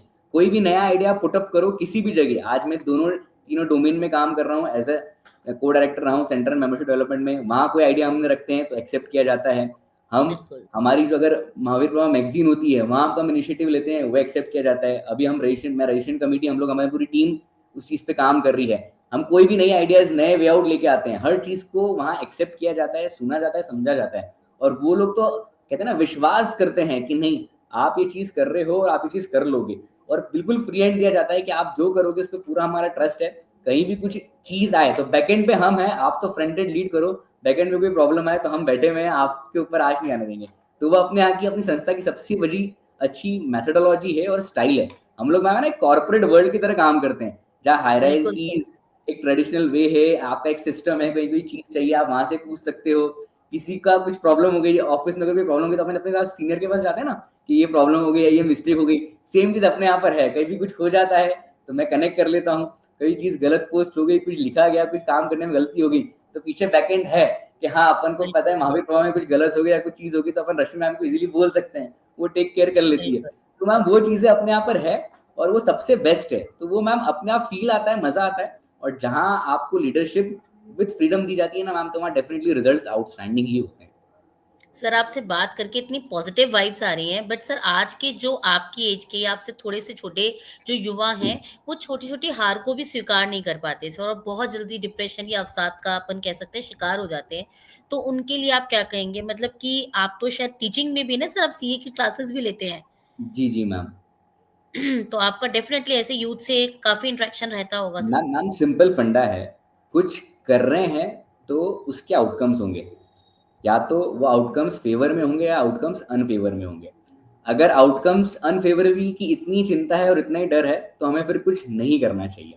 अगर कर रहे हैं तो स्वाभाविक सी बात है वो दो आउटकम्स हैं और वो दोनों आउटकम में से एक आउटकम आएगा, है ना। अपने हाथ में आउटकम नहीं है, अपना हाथ में है सिर्फ काम करना, तो अपन वो चीज बिल्कुल, करें। आउटकम जो भी है वो किया क्यों, क्योंकि काम किया तो आउटकम तो आना ही है। अगर बिल्कुल इतना सर। ही डर है तो फिर आप कुछ काम करो ही मत, तो फिर वो आउटकम अनफेवरेबल आएगा ही नहीं। बट ये भी है कि वो फेवरेबल भी नहीं आएगा। तो मैम उस चीज से डरना नहीं है, अपना काम है, अपन काम करते जाएं, आउटकम जो भी हो। और प्रयास हर इंसान यही करता है कि और आउटकम्स मैम फेवरेबल ही आते हैं। और कभी कोई अनफेवरेबल आ भी जाए तो मैम वो सबसे बड़ी सीख होती है, बिकॉज एक बार वो अनफेवरेबल आ गया, अपन को अपनी मिस्टेक आइडेंटिफाई हो गई, तो नेक्स्ट टाइम वो कभी मिस्टेक होती नहीं है और वो हमेशा आउटकम्स फेवरेबल ही आते हैं। हुँ। सर बिल्कुल, आपने जो बोला कि अगर सिक्का उछलेगा तो हेड या टेल, 2 ही आएगा ही, प्रोबेबिलिटी है, वो तो आएगा ही आएगा सर। अब आपको जो रिज़ल्ट डर है चाहिए तो उसके लिए उछालो थोड़ी ही मेहनत मत। ज़्यादा कर लीजिए बस। जी मैम। बिल्कुल सर, आप सीए हैं तो सर कुछ तो हम भी हैं, कोई बात नहीं सर, प्रोबेबिलिटी अरे मैम समझते आप ही हैं। बहुत कुछ हो, इतने एफर्ट्स मैम, मतलब मैं देख रहा हूँ डेली आप लोग आइडेंटिफाई करते हो, डेली समय निकालते हो और इतना वो चीज़ लगता है। तो मैम ये एक सबसे बड़ी अपनी आइडेंटिफिकेशन है। और ये मैम ये न्यू इनिशिएटिव आइडिया है। मतलब इससे पहले अगर आपने देखा बिल्कुल, होगा गोल्डन बिल्कुल जुबली सर। सेलिब्रेशन होता है तो हाँ प्रोग्राम है, उस 2 दिन में वो प्रोग्राम होके खत्म हो जाता है। बट कहते हैं ना ये सिर्फ वो हुँ, 2 दिन का प्रोग्राम नहीं है, गोल्डन जुबली टाइम है, ये फ्लेम है, ये ये यात्रा है महीनों के सर, ये महीने पूरी यात्रा है बिल्कुल सर। यात्रा है। और हम उस चीज में नई नई चीजें ऑर्गेनाइज कर रहे हैं, सब जगह से बिल्कुल, लेके आना, सबके किस्से सुनना, शेयर करना, तो वो अपने आप में एक इंटरेस्टिंग केओस है। और आपकी टीम को कुडोज है मैम कि आप इतना एफर्ट्स निकाल के, इतना टाइम निकाल के ये चीज ऑर्गेनाइज कर रहे हैं, न्यू इनिटिव है। कहते हैं ना जो रील्स आजकल जो बहुत ट्रेंडिंग है यूथ में, कि पॉडकास्ट देख रहे हैं, रील्स देख रहे हैं, है ना, वही चीज को आपने अडॉप्ट किया है। तो मैम ये एक स्ट्रैटेजी है आपकी यूथ को कनेक्ट करने की। तो इस चीज से डेफिनेटली यूथ और कनेक्ट होगा कि ये ट्रेडिशनल मेथड नहीं, ये न्यू इनोवेटिव मेथड है, मॉडर्न मेथड के एनजीओ है और ये इतनी से मेथड्स कर रही है। तो मैम ये एक मेथड हो गया हम जैसे यूथ को कनेक्ट करने के लिए। बिल्कुल, बिल्कुल सही बात है सर, एक टूल है ये, और हम भी उस टूल का ही पार्ट हैं अपने आप में। यहाँ हमारी ब्रांडिंग भी हो रही है सर, जितना आपने एमबीए में पढ़ा है ना सर, हम सब क्रियान्वित करके जाएँगे यहीं पे, है ना सर? नहीं नहीं मैम, बिल्कुल बहुत अच्छा काम कर रहे हैं। अच्छा सर, मैं ये पूछ रही थी कि जैसे आपको अभी गोल्डन जुबली सेलिब्रेशन में रजिस्ट्रेशन थीम का इंचार्ज बनाया गया है सर, तो इस मंच के माध्यम से आप वहाँ भी अपना संदेश क्या देना चाहते हैं रजिस्ट्रेशन के लिए सर, प्लीज़ वो भी शेयर कीजिए? मैम सबसे पहले तो सारे मेंबर्स को धन्यवाद ज्ञापित करना चाहूँगा कि उन्होंने बहुत अच्छा इंटरेस्ट दिखाया है और हमारे काफ़ी रजिस्ट्रेशंस हो चुके हैं और विद इन द टाइम हो चुके हैं। 15th मई हमारी एक फर्स्ट डेडलाइन है ऑफ रजिस्ट्रेशंस और हमारी जो सिटिंग कैपेसिटी है उसका हम लोग 80% वो अचीव कर चुके हैं। तो एक तो उनके लिए बहुत बहुत धन्यवाद है और साथ ही जो मेंबर्स अभी वेट कर रहे हैं और रजिस्ट्रेशन कर रहे हैं तो उनसे निवेदन है कि वे जल्द से जल्द अपना रजिस्ट्रेशन कराएं, बिकॉज ये इतिहास है और हम इतिहास के साक्षी बनने जा रहे हैं। बिकॉज ये इवेंट अगले फिर 50 सालों बाद आएगा जब हम हमारी संस्था की 100 एनिवर्सरी मनाएंगे। तो इस इतिहास का हमको बिल्कुल एक साक्षी बनना चाहिए और बहुत अच्छे से हम लोग ऑर्गेनाइज करेंगे। Because ma'am golden jubilee celebration आपने भी देखा होगा, बहुत हर किसी संस्था उस स्तर तक, उस एज तक नहीं पहुंच पाती है। बहुत मुश्किल से संस्था चलती है और उस संस्था के 50 इयर्स कंप्लीट होना और सारे मेंबर्स का सेलिब्रेशन होना और that too not a particular city और particular state, all over India से सारे मेंबर्स का एक जगह एक प्रेमाइसिस पे आना और उस चीज का साक्षी बनना, ये अपने लिए एक बहुत बड़ा अचीवमेंट है। वो कहते हैं ना कि हमारे घर में फैमिली मेंबर्स की 50th एनिवर्सरी रहती है, तो वही चीज है, ये हमारा परिवार है और इसके हम 50वें वर्ष को हम इसको सेलिब्रेट करने जा रहे हैं। तो सभी उसमें जुड़े।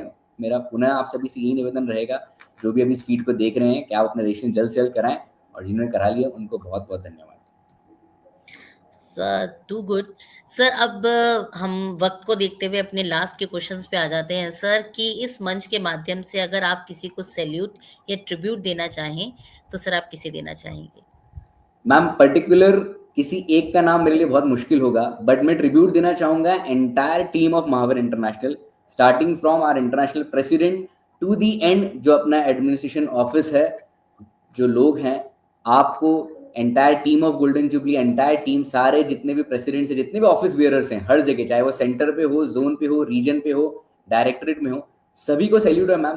बिकॉज इस वे में इस संस्था को ऑर्गेनाइज करना, इस संस्था को लेकर जाना, हर जगह को ट्रांसपेरेंसी के साथ एक्सेप्ट करना, एक प्रोफेशनल मैकेनिज्म में उस चीज़ों को चलाना और हर मेंबर का इन्वॉल्वमेंट। मतलब मैम आपको बताना चाहूँगा, जो गोल्डन जुबली सेलिब्रेशन है ये कोई एमएनसी या कोई particular corporate event management company organise नहीं कर रही है, ये संस्था के जो लोग हैं, और ना एक जगह के, ऑल ओवर इंडिया से पूरी टीम बनी है, सब जगह से लोग आए हैं और वो खुद लोग ऑर्गेनाइज कर रहे हैं और उस टीम का हिस्सा हैं और काम कर रहे हैं। तो मैम ये अपने आप में एक बहुत बड़ा अचीवमेंट है, वरना इवेंट ऑर्गेनाइज करना हम किसी भी इवेंट कंपनी को चीज दे सकते थे, इजीली मैनेज हो जाती, बट सबसे बड़ी क्वालिटी ये कि वो हमारा फंक्शन है, हमारा काम है, तो हम खुद उसे ऑर्गेनाइज कर रहे हैं। तो ये सबसे बड़ा अचीवमेंट है और इस सोच को सैल्यूट है और सभी मेंबर्स को सैल्यूट है जो इस वे में इस ऑर्गेनाइजेशन के लिए काम कर रहे हैं।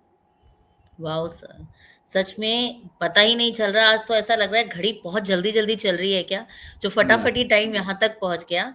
सर हमारी एक रीत है, इस कस्टम के अकॉर्डिंग हम हमारे टीम कोऑर्डिनेटर हसीमल भाटिया सर को इसमें लेना चाहेंगे, मंच पे लेना चाहेंगे, जिससे वो लास्ट सेशन में पूछे गए जो सेशन था उसके रिलेटेड एक सवाल हमारी दर्शकों से पूछे। सर धन्यवाद सारिका जी, धन्यवाद आयुष जी, और बहुत शानदार रहा सेशन आज का। आपने और संदीप जी ने, दोनों ने इतनी अच्छी जानकारियां दी, तो निश्चित रूप से सही मायने में आप लोग कर्मवीर हैं इस संस्था के। तो सर पहले हमारे साथ रश्मि दी अगर अवेलेबल हैं तो एक बार उनको भी मंच पे ले सकते हैं, अगर वो अवेलेबल हैं तो। रश्मि जी का मैसेज था मेरे पास। बिल्कुल बिल्कुल बिल्कुल बिल्कुल, अगर है तो आप एक बार बिल्कुल हैं, रश्मि जी हैं।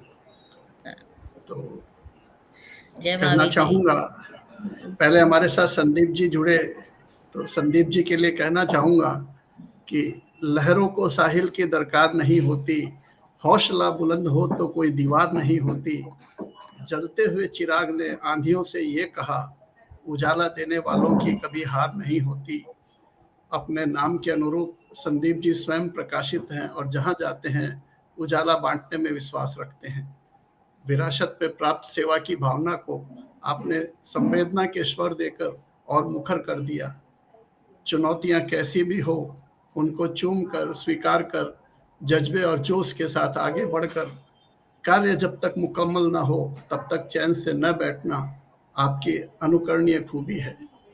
नेतृत्व कैसा होना चाहिए आप बखूबी जानते हैं और अपनी कार्यशैली में इसकी झांकी देते रहते हैं। आप यूं ही चुनौतियां स्वीकार करते रहें, आगे बढ़ते रहें। महावीर इंटरनेशनल को आपकी खूबियों का, आपके हुनर का, आपके जोश का और जज्बे का लाभ मिलता रहे। इसी शुभेच्छा के साथ कहना चाहूंगा, आप मुझको स्नेह देकर चैन से सो जाइए, स्वप्न के संसार में आराम से खो जाइए। रात भर लड़ता रहूंगा मैं घरे अंधियारे से, रंच भर विचलित न होऊंगा मौसम की मार से। तो संदीप जी का कहना है कि आप सब चैन से सोइए, मैं हूं तो आपको कोई चिंता की जरूरत नहीं है। बिल्कुल। इसके बाद में नेक्स्ट सेशन में हमारे साथ आयुष जी जुड़े। तो देख कर बाधा विविध बहुविघ्न घबराते नहीं, रह भरोसे भाग के दुख भोग पछताते नहीं। काम कितना ही कठिन हो किंतु उबताते नहीं, भीड़ में चंचल बने जो वीर दिखलाते नहीं। आप काम करने में विश्वास रखते हैं, चंचलता बिल्कुल भी नहीं है। उम्र सिर्फ एक नंबर है और आपकी मैच्योरिटी बहुत ज़्यादा है उम्र के हिसाब से। आयुष जी को भी सेवा सहयोग की भावना विरासत में मिली है, जिसे उन्होंने अपने कारुण्य भाव से, अपनी युवा ऊर्जा से, अपने समर्पण और कटिबद्धता से नए आयाम पर पहुंचाया है। काम कोई भी हो, हंसते हंसते स्वीकार कर काम को चुपचाप अंजाम दे देना आपकी बहुत बड़ी खूबी है। आपकी मुस्कुराहट में गहराई है, एक मोहकता है। और अतिशयोक्ति नहीं होगी यदि मैं कहूं कि आयुष और मुस्कुराहट एक दूसरे के पर्याय हैं। कहते हैं ना कि हर दर्द का इलाज दवा खाने में नहीं मिलता साहब, कुछ मर्ज तो मुस्कुराहटों के मोहताज होते हैं। आयुष जी इस मायने में एक डॉक्टर भी हैं और कई मर्ज अपनी हंसी से ही ठीक कर देते हैं। वैसे भी आयुष का दीर्घायु होता है। ईश्वर आपको दीर्घायु करे, आप यूं ही मुस्कुराते रहें, अपने आसपास प्रेरणा का प्रकाश फैलाते रहें। इसी शुभेच्छा के साथ आपका बहुत बहुत मंगल कामना। जय महावीर। संदीप जी, आयुष जी, जैसे कि हमारी परंपरा है, अब मैं माइक रश्मि जी को देता हूं आगे की कार्यवाही के लिए। ओवर टू रश्मि जी। आज आयुष जी का पॉडकास्ट था तो मैं अपने को रोक नहीं पाई, क्योंकि मेरा भी एक्सपीरियंस आयुष जी के साथ और संदीप जी के साथ बहुत ही बढ़िया रहा है। बहुत सारे काम हमने साथ किए और प्रेजेंटली आयुष जी एक ऐसे टास्क को पूरा कर रहे हैं जो शुरू में चैलेंजिंग लग रहा था, बट इन्होंने जो स्वामी विवेकानंद जी की जो उद्घोष है युवाओं के लिए कि उठो जागो और तब तक आगे बढ़ते रहो जब तक मंजिल ना पाओ, तो इन्होंने अपना टारगेट बिफोर टाइम लगभग अचीव कर लिया है। तो मैं इनको तहे दिल से बधाई देना चाहती हूँ आयुष जी। बहुत बहुत बधाई। बहुत ही स्ट्रॉन्ग डेडिकेशन आपने रखा है आयुष जी। युवा है हम, सपनों का इरादा रखते हैं, हर मुश्किल को हम जीतने का वादा रखते हैं। तो आधी जीत तो आपको मिल ही चुकी है और थोड़ा सा ही काम बाकी है। तो बहुत खुशी और अच्छा भी लगा। आप लोगों की प्रेरणा और सहयोग से है, बिकॉज आप लोग इतना फ्रीडम और इतना विश्वास के साथ काम सौंपते हैं कि उस पर खरा उतरने का हमारा पूरा प्रयास रहता है। तो उसके लिए आप सबको बहुत स्पेशल थैंक्स और बहुत बहुत धन्यवाद कि आप हम पे वो भरोसा रखते हैं।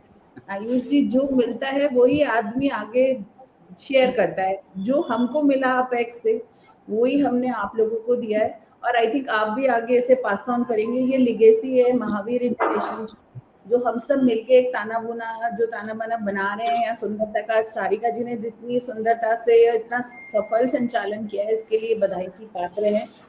सबके दिलों के मनोभाव को बहुत अच्छे से निकलवाती हैं और बहुत सुंदर प्रश्न बनाकर मुझे लगता है कि सामने वाले के लिए बहुत इजी हो जाता है जवाब देना। तो इसके लिए सारिका आपको बहुत बहुत बधाई। आज का जो प्रश्न है कल के सेशन पे आधारित है। उसमें हम ये जानना चाहेंगे, कल हमारे साथ महावीर इंटरनेशनल के अपेक्स वाइस प्रेसिडेंट वीर विनोद कुमार चौरैया जी जुड़े थे।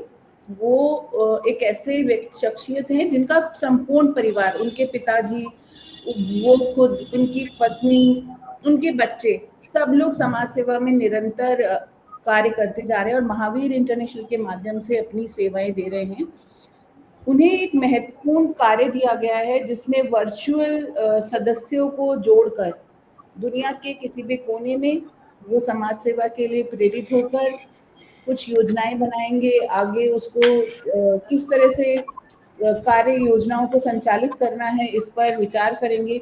मैं आपसे उस केंद्र का, वर्चुअल केंद्र का नाम जानना चाहूंगी। बहुत ही प्यारा सा मीठा सा नाम है, सबको पता होगा, उसको जरूर लिखें। और हस्तीमल साहब आप उसे प्लीज चेक करें। आयुष जी, आपको रजिस्ट्रेशन में कुछ चैलेंजेस आ ही रहे होंगे, कुछ तो शेयर कर ही सकते हो आप यहाँ पे ऑन अ लाइटर नोट। नहीं मैम, मतलब रजिस्ट्रेशन की क्वेरीज है सबसे बड़ा एडवांटेज और विजय जैन सर का मैसेज है मिस्री। वेरी नाइस, बिल्कुल सही है। अगर हस्तीमल साहब को लगता है ये पहली बार दिया है तो बहुत सही। बिल्कुल हाँ, बिल्कुल विजय जैन बिल्कुल सर पहली का बार first आया है, तो बहुत बहुत बधाई है विजय जी को।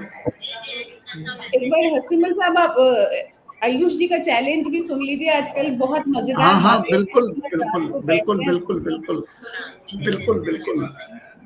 एक तो मैम बिकॉज क्या मेरा नंबर पब्लिक डोमेन में जा चुका है रजिस्ट्रेशन क्वेरी के लिए, तो कहते हैं ना कि ऑल पार्ट्स ऑफ इंडिया है ना, हर जगह से मेरा कनेक्शन और कम्युनिकेशन हो रहा है, और जिस तरीके से क्वेरीज आती है वो सॉल्व करने में बड़ा आनंद आता है।